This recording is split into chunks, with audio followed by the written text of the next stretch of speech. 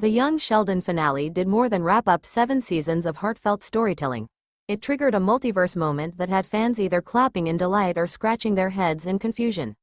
As the prequel to The Big Bang Theory concluded, it dove deep into nostalgia, and in doing so, pulled off a strange trick. Full-blown cameos from the original Big Bang cast, older versions of characters viewers had long since said goodbye to. For many, seeing Jim Parsons reprise his role as adult Sheldon in live action, opposite Mayim Bialik's Amy Farrah Fowler, felt like a sweet bow on the package. For others, it was jarring, a tonal shift that clashed with young Sheldon's carefully crafted identity. But while young Sheldon managed to just barely get away with this cameo gimmick thanks to its thematic ties to memory, narration, and character reflection, don't expect the same magic to work in the upcoming spin-off, Georgie and Mandy's First Marriage. If the creators are wise, they'll leave the nostalgic cameos behind and let the new show stand on its own 2 boots. The gimmick that walked a fine line. Let's rewind. Throughout Young Sheldon, Jim Parsons served as narrator, voicing the thoughts and reflections of an older Sheldon Cooper looking back on his childhood. His voiceover wasn't just a gimmick, it was a foundational part of the show's structure. That creative choice left just enough of a back door open for the Big Bang Theory cameos in the finale to be thematically justified. Sheldon was reflecting on a pivotal moment, the death of his father, George Sr., and the decision to feature his adult self and Amy discussing the past felt like closing a loop. It was undeniably meta. Sheldon and Amy even referenced their children, Leonard Jr. included, creating a bittersweet continuity bridge between the 2 series. It worked because it was rooted in emotion, memory, and closure. But even as it delivered fan service, it took a risk with tone. And here's the crux.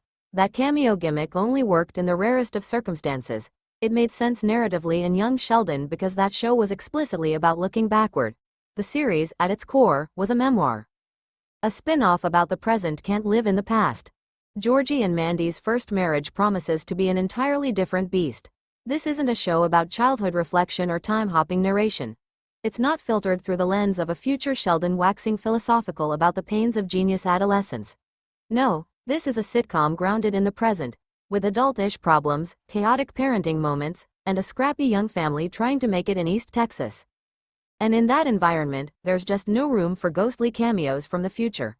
Could you imagine a suddenly appearing adult Missy dropping by to make a cryptic comment about motherhood, or a 30-year-old Sheldon calling in on Zoom to talk about string theory while Georgie changes a diaper? It wouldn't be nostalgic, it would be absurd. Where young Sheldon played with memory, Georgie and Mandy needs to play with reality.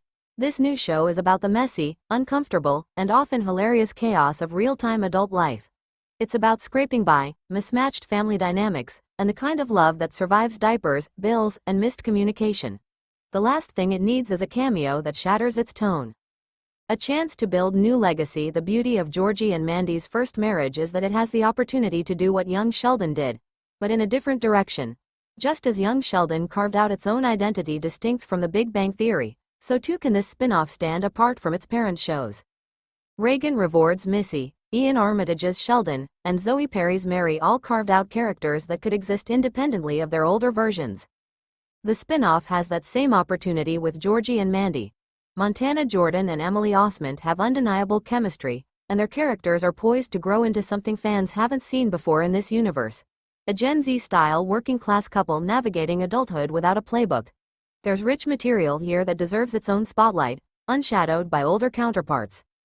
Cameos from the Big Bang Theory alumni would only stunt that growth. They'd remind the audience to look backward, when this show desperately needs to look forward. Keep the universe, lose the time travel. There's a delicate balance when building a shared universe like this.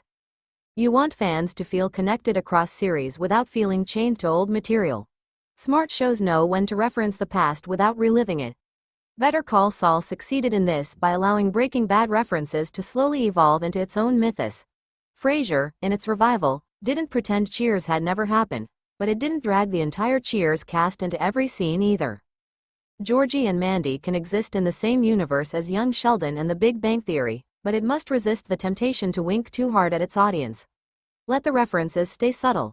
A photograph on the wall, a phone call with Mom, a casual mention of Sheldon being off at Caltech. That kind of world-building honors legacy without becoming imprisoned by it. And let's not forget, cameos only work when they surprise and delight. overuse them, and they quickly become stale, predictable, and, frankly, a little desperate. This show has a fresh premise, it doesn't need training wheels. In conclusion, build forward, not backward. The young Sheldon finale gave fans a sweet, if strange, closing act. The cameos worked there because they had emotional resonance, narrative logic, and a finality to them. But Georgie and Mandy's first marriage is the start of something new.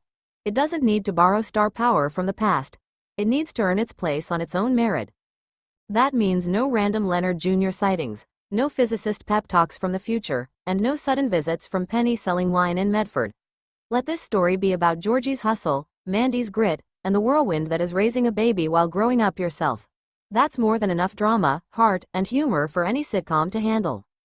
So here's hoping CBS resists the cameo temptation. Because in this universe, the most powerful thing a show can do is move forward. If you'd like a shorter version or one tailored for a particular publication, like TV Line, Collider, or Screen Rant, I can help revise it too.